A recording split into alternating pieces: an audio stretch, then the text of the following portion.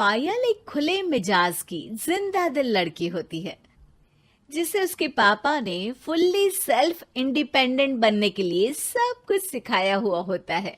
एक शाम पायल अपनी बाइक पर सीटी बजाते हुए कॉलेज से घर वापस पहुंचती है, जिसे देखते ही उसकी मम्मी गुस्से में पूरा घर सिर पर उठा लेती है। आ गई महारानी, बहुत बोलते थे मैं अपनी बेटी को सब कुछ सिखाकर दुनिया में मजबूती से खड़े रहना सिखाऊंगा, साथ में बेटी को लफंडर बनना भी सिखा दिया, ये नहीं बताया। क्या हुआ? आज ये कुकर इतनी सीटियां क्यों मार रहा है? सीटी? सारी फसाद की जड़ तेरी वो बाइक और सीटी है, उन्हीं से लड़के छेड़ती है ना तू। हाँ, ये तो गलत है, मुझे बताए बिना ही लड़का छेड़ दिया। हाय तौबा, ये कैसा पति और बेटी मिले हैं मुझे। अरे मम्मी यार, तुम ओवर एक्टिंग बंद करो, और मैंने कोई लड़का नहीं छेड़ा पापा। शिट यार। अच्छा मम्मी, आप पहले मुझे ये बताओ कि आपको ये सब बेकार बातें बताता कौन है? अच्छा, तूने कोई लड़का नहीं छेड़ा? अरे वही शर्मा आंटी, वही बताती रहती है, पर उसकी खबर तो मैं खुद ले लूंगी। अच्छा मेरी प्यारी बेटी, थक गई होगी ना, जाकर आराम कर बेटा। अचानक मम्मी को गर्म से नरम होते देख के पायल और उसके पापा कंफ्यूजन में एक दूसरे को देखने लगते हैं। आंखों से कुछ इशारे होते हैं और पायल वहां से चुपचाप चली जाती है। जिसके बाद रात को घर में सबके सोने के बाद दोनों पापा बेटी छत पर मिलते हैं। क्या खबर लाए हो? अरे तुम्हारी मम्मी तो हमसे भी तेज निकली, कोई खबर नहीं मिली। क्या यार पापा, पता नहीं अब मेरी मदर इंडिया कौन सा बम फोड़ेंगी। इसी के साथ दोनों अपने कमरे में वापस जाकर सो जाते हैं। अगली सुबह पायल जैसे ही कॉलेज जाने के लिए तैयार होकर कमरे से बाहर निकलती है तो उसकी मम्मी उसे लड़के वालों के सामने ले जाकर खड़ा कर देती है। जी, ये है मेरी बेटी पायल, थोड़ी चंचल है लेकिन बहुत नेक दिल और होशियार है। देखते ही देखते कुछ घंटों में पायल और शुभम का रिश्ता पक्का हो जाता है, जिसके कुछ दिनों बाद पायल शादी कर अपने ससुराल पहुंच जाती है। सोचा था मम्मी कोई बम फोड़ेंगी, पर उन्होंने तो सीधा मुझे उम्र कैद की सजा ही दे दी।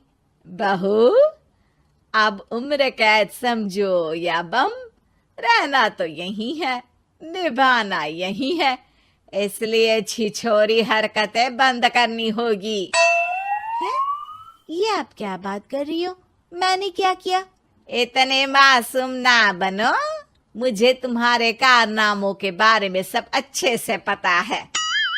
ऐसा बोलकर सास तो वहां से चली जाती है, लेकिन पायल सोच में पड़ी वहीं खड़ी रह जाती है। जिस पर शुभम उसके पास आता है।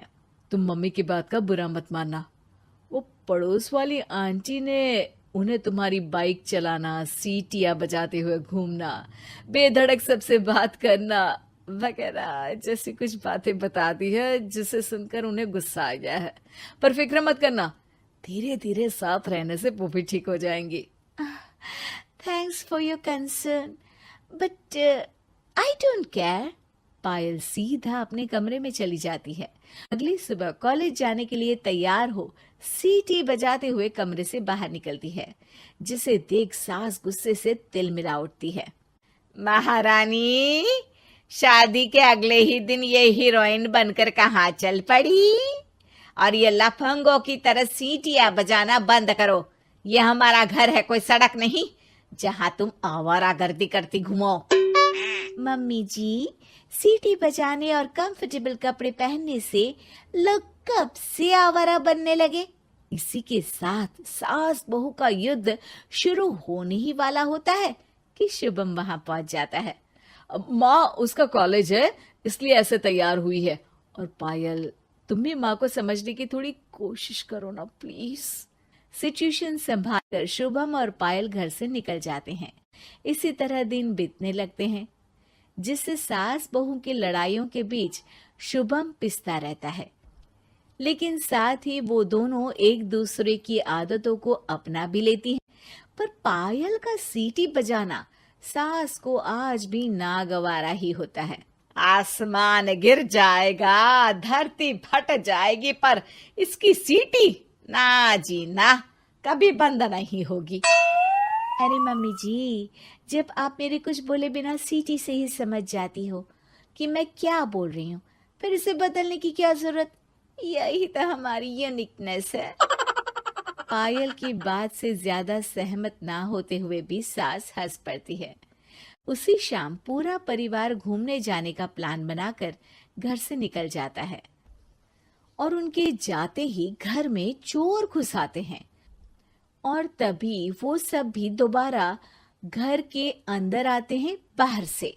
क्या यार पायल, एक शाम भी फोन के बिना नहीं रह सकती थी क्या? घर में ही तो फोन है, कहाँ चला जाता? अब जल्दी अंदर जाकर अपना फोन लाओ, मम्मी और मैं यहीं बाहर वेट करते हैं। ज्यादा बोल रहे हो, देखो अब और धीरे काम करूंगी।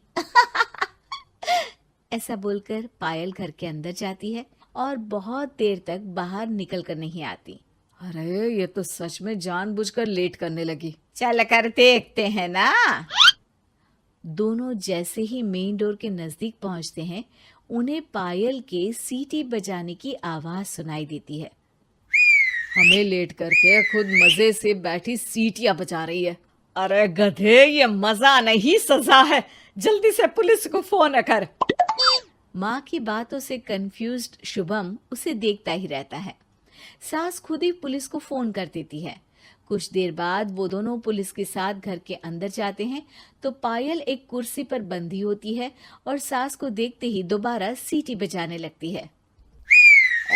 सीटियों की दुकान फिर से शुरू हो गई तू? और क्या इन सबको कह रही है कि चोरा है चोरा है? तुझे कैद किया है, थोड़ा तो तरस खाकर डर हमसे। और प्यार से क्या बोल रहा है इससे? अरे इसके सर पर बंदूक लगा, ठोक दे इसको। अरे चल झूठे, तेरे पास तो हथियार है ही नहीं। सास की बात सुन वहां मौजूद सारे इंसान हैरान रह जाते हैं और पुलिस तुरंत उन चोरों को अरेस्ट कर लेती है। आपको कैसे पता कि इनके पास हथियार नहीं है? अरे सीटी नहीं तो बताया।